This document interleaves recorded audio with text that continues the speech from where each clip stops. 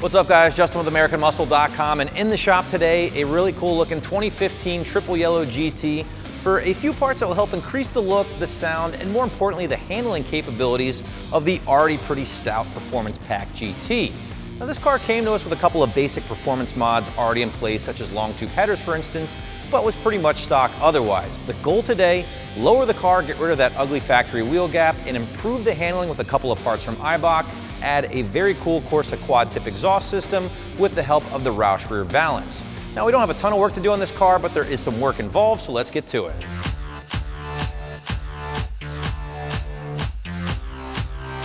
We knew we wanted to go low with this particular build, so that made the spring selection an easy one. We ended up installing the Eibach Sportline springs, which are known to be one of the lower spring offerings available in the aftermarket, not just for the S550, but also for the previous generation Mustangs as well. Now, I like these springs for a few different reasons. First and foremost, I love a low aggressive stance, and these things are certainly going to deliver. You're looking at 1.5 inches lower up front, 1.3 inches in the rear, which I know doesn't sound like a whole lot, guys, but the reality is with these new S550s, it doesn't take a lot to make a big impact. Secondly, guys, because the front is going to be considerably lower than the rear, you're going to get plenty of rake, which is that old school iconic muscle car stance. Looks really good on those old hot rods, and guess what? Might even look better here on the newer cars. Now, we're not doing any wheels and tires with this particular build here, guys, but if we did, a great way to set off that lowered stance or that rake stance by putting a big set of meats in the rear, just really sets it off in my opinion. Now, the Eibach Sportline springs are a progressive rate spring, guys, and what that means is the springs are going to progressively get firmer the harder they are pushed.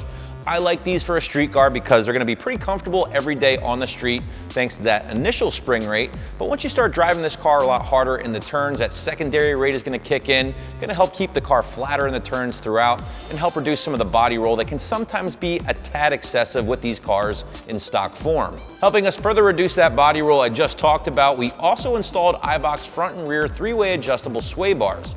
Now, full disclosure, guys, Eibach actually packages together the lowering springs and the sway bars here in one convenient package, in this case known as their Sport-Plus Suspension Kit. And this is just a great way to help new GT owners lower their car, improve their stance, and improve their handling with taking all of the guesswork out of the equation. Now, if you like the idea of one of these pre-built suspension packages for your own GT, but maybe you don't want to go as low as the Sportlines here, Eibach does also offer a Pro Plus suspension kit. Going to be a smaller drop overall thanks to the Pro Kit springs, but again, you're getting the same kind of idea here, springs and sway bars all included. Now, I do really like the idea of one of these kits, again, guys, because it is taking all of the guesswork out of the equation for you. Instead, these parts are designed to work together from Eibach. Now, I truly feel here, guys, that installing a set of sway bars like we did here with this car is just one of those mods that you're going to notice right out of the box. Now, the difference in handling and steering feel are going to be completely noticeable once you hit the streets, especially even more so when you pair them up with an aftermarket set of lowering springs like we did here with this 15 GT. Honestly, guys, I'm really curious to see the difference in handling that this kit is going to provide for this car, and in order to do so, I will be taking this thing out here shortly and putting it through its paces a little bit. But first, we did install a couple other parts, so let's check those out. All right, guys, again, like I said earlier, this thing did come to us with a set of long tubes already in place, and it actually already had a catback installed as well.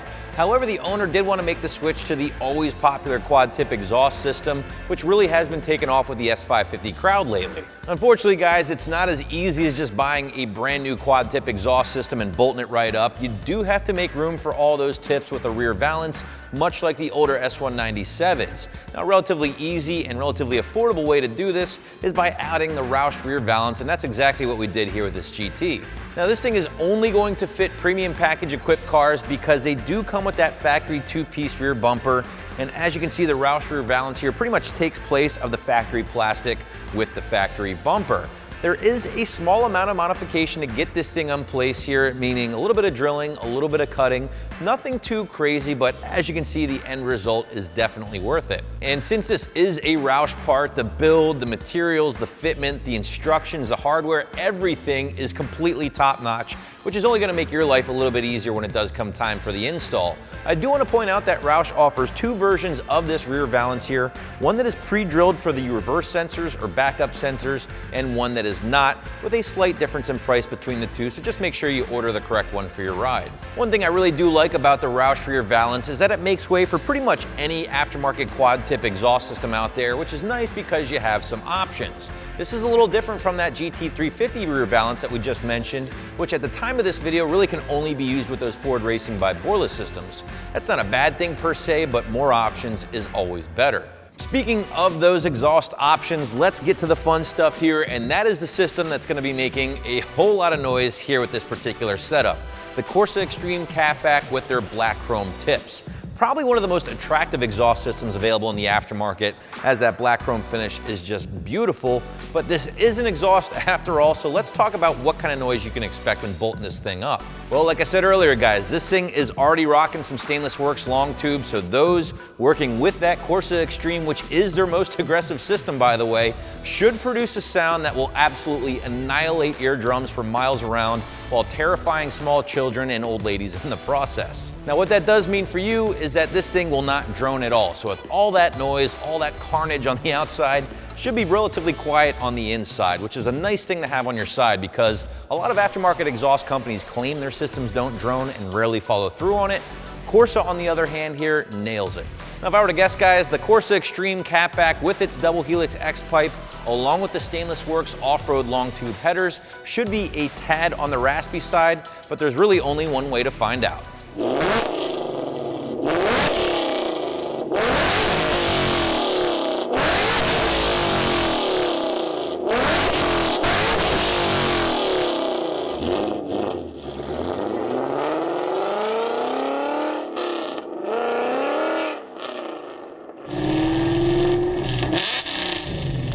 That thing's loud.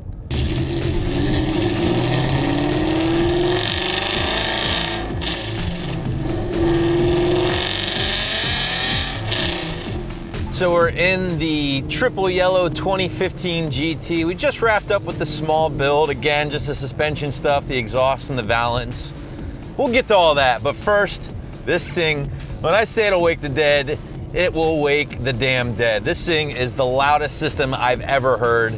Hands down, bar none, whatever you want to say. The long tubes in conjunction with the Corsa Xtreme is just effing loud. There's really no other way to put it. I like loud things. My car's pretty loud. If there ever is a time where things might be just a little loud, or maybe even a little too loud, this is it. Maybe that means I'm getting a little older. Hell, I don't know, but it's loud.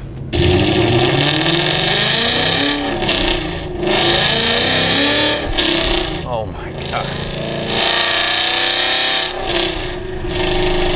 You know, the nice thing about the Corsa is, yes, it's loud. We've already established that.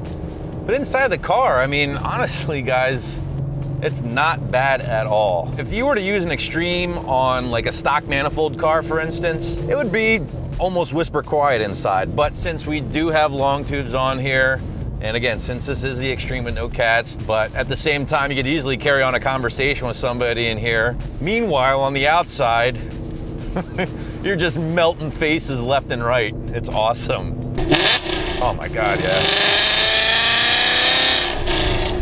But while we aren't really hitting turns, it's probably a good time to point out that, God, that thing sounds good. Probably a great time to point out that the springs and everything, despite the stance, ride really well. I mean, we're on stock dampers still. We're still on our stock struts and shocks. Now, granted, you're gonna be putting a little bit more stress on your factory stuff because the Sportlines are so low and the factory dampers really aren't valid for that or really aren't meant for that low ride height, along with the firmer spring rate. So it might tax them a little quicker than the stock springs would. They might wear out a little quicker. That poor bastard right there had his headphones on, and you would have thought it was a Mack truck barreling down on him. He got out of the way quick.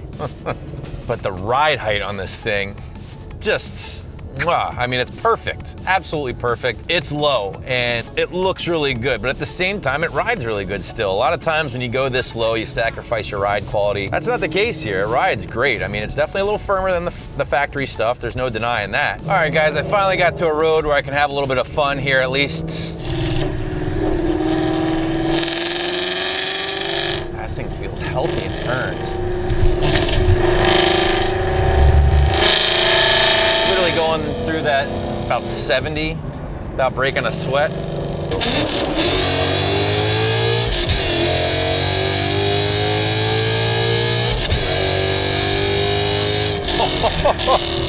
Woo! Holy God, this thing sounds great opened up. Just in any gear too. Ready? Oh! Oh! Oh! As if a yellow car couldn't get you in trouble enough. One that has like atomic bombs coming out of the friggin' exhaust system. Oh, and it rides great on the highway. I'm really impressed with these springs. Yes, I know, I'm that It's tough being a Mustang owner sometimes, you know? I'm just trying to have fun.